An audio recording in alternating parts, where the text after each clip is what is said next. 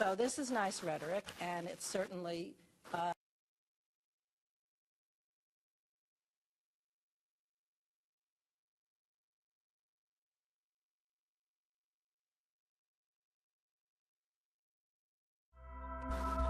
Fora TV. The world is thinking.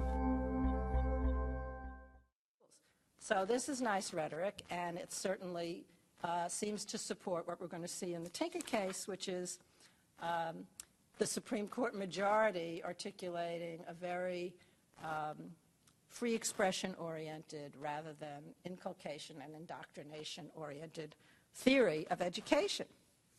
So Fortas writes the opinion. He quotes some of that nice language from the flag salute case about not squelching the free mind at its source. The most famous line in Tinker, which you've probably all heard, is teachers and students don't shed their constitutional rights to freedom of speech at the schoolhouse gate. And Fortas adds some more very strong libertarian language. In our system, he says, state-sponsored schools, state-operated schools may not be enclaves of totalitarianism. School officials don't possess absolute authority over their students.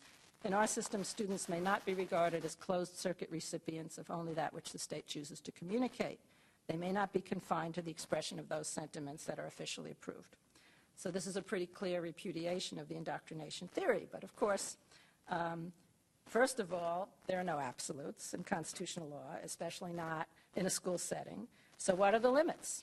And here's what we call the holding of Tinker. What are the limits to this notion of free speech for students? Well, it turns on the notion of material interference with the school environment. And Fortas says, if schools are going to punish or prohibit expression by kids, they must be able to show something more than mere desire to avoid discomfort and unpleasantness that always accompany an unpopular viewpoint. Certainly, when there's no showing that engaging in the forbidden conduct would materially and substantially interfere with the requirements of appropriate discipline in the operation of the school, then the prohibition can't be sustained. So it's the material and substantial interference standard. Sounds like a reasonable balance. But what does it mean? And who decides what's material and substantial interference? It's pretty porous. And what happened in the years after Tinker was, again, value judgments start infecting or affecting the end result in these cases where student free speech is involved. Even though, as Jones says, it shouldn't matter what the subject matter of the speech is, it ends up mattering. And there were a number of cases afterwards where students would be wearing a Confederate flag or something that was highly controversial and interpreted by perhaps the black students in the school as materially and substantially interfering with their education. And students would, if the students responded in a way that was aggressive or disruptive, then instead of the usual First Amendment rule that if a speaker is controversial and a crowd tries to shut them up, the state is supposed to protect the speaker and not allow the hecklers to basically veto the ability to speak. In the school situation after Tinker, the substantial disruption standard basically meant there was a heckler's veto. And in addition, of course, not everybody agreed with all that nice language that Justice Fortas gave us in Tinker. There were two concurrences, justices who agreed with the result but resisted all that broad rhetoric, and there were also two dissents.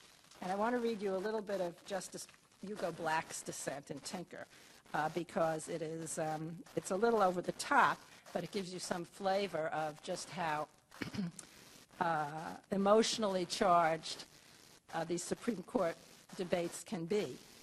And Black says, the court's holding this case ushers in what I deem to be an entirely new era. If the time has come when pupils of state-supported schools can defy and flout orders of school officials to keep their minds on their schoolwork, it is the beginning of a new revolutionary era of permissiveness in this country, fostered by the judiciary.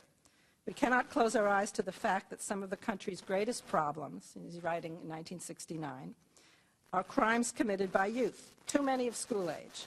One does not need to be a prophet or the son of a prophet to know that after the court's holding today, some students in Iowa schools, and indeed all schools, will be ready, able, and willing to defy their teachers on practically all orders, This is the more unfortunate for the schools, since groups of students all over the land are already running loose, conducting break-ins, sit-ins, lie-ins, and smash-ins.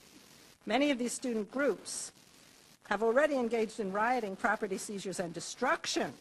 Students engaged in such activities are apparently confident that they know far more about how to operate the schools than do their parents, teachers, and school officials. All this because some kids wore black armbands quietly and non-disruptively. So what is going on? Well, clearly black is articulating the inculcation idea of education, not the free expression idea. Children should be seen and not heard. And on to the peaceful expression of Mary Beth Tinker and her friends. He pours all his anxieties about the excesses of the 60s and blames them for smash-ins, lie-ins, and sit-ins.